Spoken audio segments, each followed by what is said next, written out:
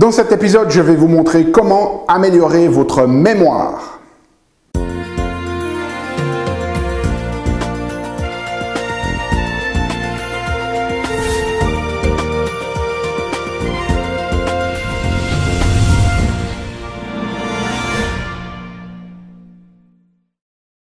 Parce que la vie est trop magique pour être petite et que nous avons tous besoin d'une prescription pour grandir en conscience et faire que nos rêves dévorent notre vie. Bonjour, je suis le docteur Yannick Pauly.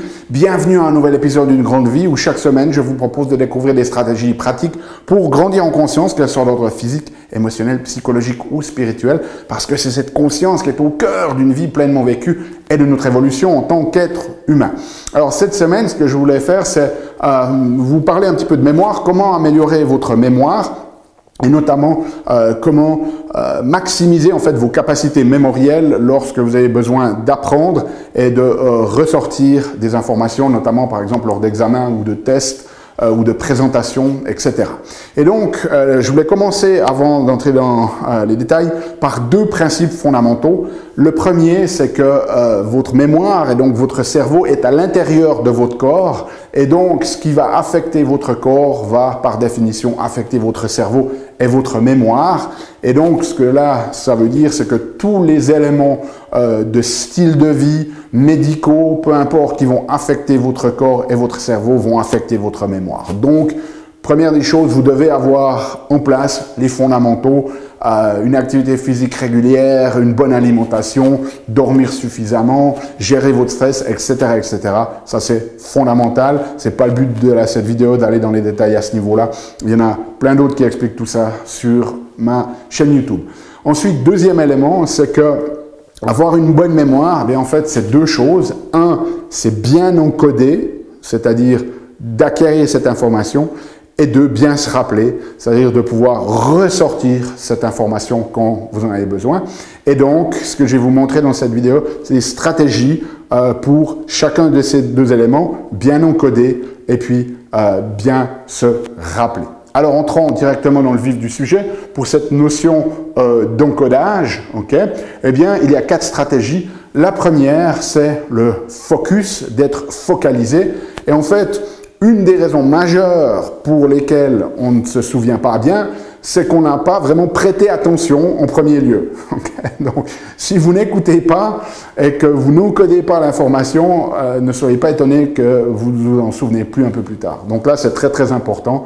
Soyez focalisés. Quand vous savez que vous êtes en face d'informations que vous allez devoir ressortir, eh bien, focalisez-vous, soyez concentrés, évitez les distractions et puis surtout, évitez le multitâche, ne faites pas plein de choses à la fois. Le multitâche, c'est un peu l'équivalent d'alcoolique qui est au volant, qui croit qu'il maîtrise mieux qu'il ne maîtrise vraiment. Il y a des études qui montrent que c'est aussi néfaste que de fumer du cannabis, en fait. Donc, ne tombez pas dans cette illusion de croire que le multitâche fonctionne. Deuxième élément, ici, c'est de vous organiser. C'est-à-dire, lorsque vous devez apprendre quelque chose, soyez organisé. N'hésitez pas à créer une structure, en fait, pour ce que vous devez apprendre, presque un peu comme un framework, où vous allez organiser les choses. Utilisez, par exemple, des moyens mnémotechniques aussi, ça va être très utile. Utilisez des images, n'hésitez pas, si vous devez apprendre, d'illustrer, en fait, les éléments que vous apprenez. Donc, ne soyez pas dans un fouillis total d'informations comme ça. Vraiment, prenez le temps de créer une structure, un peu comme un livre, si vous voulez, qui a un sommaire, qui vous donne cette vision générale de comment les informations vont s'articuler et vont être liées entre elles. Ensuite, toujours dans l'encodage, eh bien, comprenez les choses et créez des liens. C'est très très important, si vous avez besoin de vous rappeler d'informations, de ressortir des informations, que vous la compreniez. Ça, c'est quelque chose de fondamental. Donc, ne soyez pas juste dans la mémorisation brute des choses, mais essayez de vraiment comprendre au point où vous serez capable de l'enseigner à quelqu'un d'autre ou d'écrire un article sur cet élément-là. Donc, vraiment, soyez dans cette notion de comprendre les choses et puis ensuite de créer des liens avec ce que vous savez déjà. Ne laissez pas ces nouvelles informations dans un espace de vacuum comme ça. Faites des liens avec ce que vous comprenez et ce que vous savez déjà. Ça, c'est vraiment très important. Et puis ensuite, finalement, engager des circuits neurologiques multiples.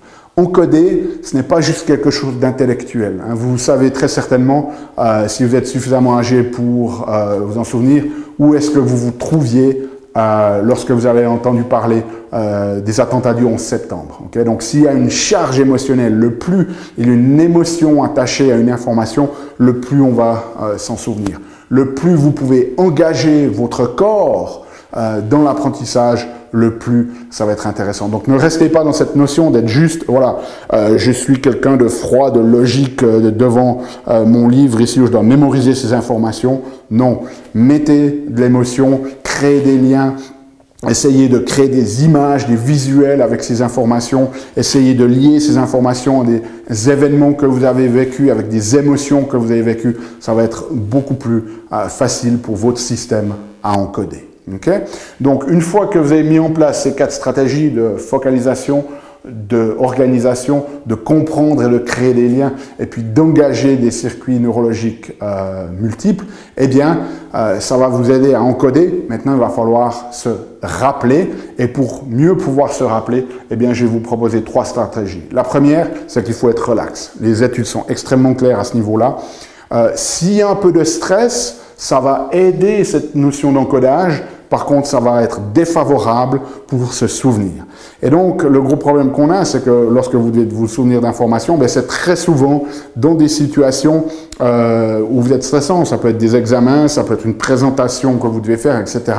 Donc, c'est très, très important d'être dans l'état le plus relax possible, parce que ça va favoriser en fait cette capacité à se rappeler. Donc une des choses qu'il faut absolument faire, c'est d'apprendre à gérer vos émotions, d'apprendre à gérer votre stress, d'apprendre à vous auto-réguler neurologiquement pour que vous puissiez plus facilement vous rappeler de ces informations. Si vous avez besoin, j'ai plein de vidéos sur la gestion du stress sur ma chaîne YouTube. Ensuite, la notion suivante, c'est de, si vous avez des difficultés à vous rappeler, c'est de réduire ce qu'on appelle l'interférence. C'est-à-dire que dès le moment où tout d'un coup, mettons que vous rencontrez une personne par exemple, et puis, dans le bleu, vous vous souvenez plus de son nom, la tendance qu'on va faire, c'est que vous allez essayer de vous focaliser sur toutes les personnes que vous connaissez, et en fait, ça va interférer avec votre capacité à vous souvenir. Donc, si vous avez une information que vous n'arrivez pas à ressortir, que ce soit le nom de cette personne ou que ce soit une date sur un examen, peu importe, ne partez pas dans l'ensemble de votre mémoire. Focalisez-vous sur cet élément. Donc, si on revient à cet exemple de cette personne, n'essayez pas de réfléchir, de passer en revue toutes les personnes que vous connaissez pour voir si vous allez revenir, mais c'est de rester focalisé sur cette personne. Ok, je me souviens pas de son nom, mais où est-ce que je l'ai rencontré pour la première fois? Quelle est la conversation qu'on a eue la première fois? Qui d'autre la connaît? Qui me l'avait présenté? Etc. Et donc, en restant focalisé sur cet élément-là, en se posant ces questions-là, ça va être beaucoup plus facile de faire ressortir cette information que si vous partez absolument dans tous les sens. Okay? Une des manières aussi de relâcher cette inférence, de diminuer cette interférence, qui est aussi liée avec le premier principe de relaxation, c'est que des fois, on a des mots qui nous viennent pas comme ça, et à force d'essayer de réfléchir, de le faire sortir, eh bien, ça vient pas, ça nous stresse, ça nous énerve, ça nous met dans la frustration, et donc ça devient encore plus difficile. Et des fois, le meilleur moyen, c'est simplement d'arrêter d'y penser, d'arrêter d'en parler, et tout d'un coup, 1 ou 2 minutes après, pouf, l'information revient parce que on a lâché prise et on est entré dans un état un petit peu plus relax, et là, ça permet à l'information de remonter en surface. Okay? Troisième élément ici pour se rappeler, eh bien, c'est la situation dans laquelle vous avez appris. Donc, tout ce qui est situationnel va nous aider. C'est-à-dire que si vous êtes dans un examen, par exemple, et puis qu'il y a une information que vous n'arrivez plus à vous souvenir, eh bien, essayez de vous remettre dans le bain de la situation. C'est-à-dire de visualiser, par exemple, le livre. Ok, c'était cette information, c'était dans quel livre? Ah oui, ce livre, je me souviens, c'était mon livre d'histoire. Il a une couverture rouge avec une photo d'un château médiéval, peu importe. Mais vraiment d'essayer de vous remettre dans cette situation. Et puis voilà, j'étais assis. Je sais que ça devait être quelque part, très certainement, dans le dernier tiers du livre.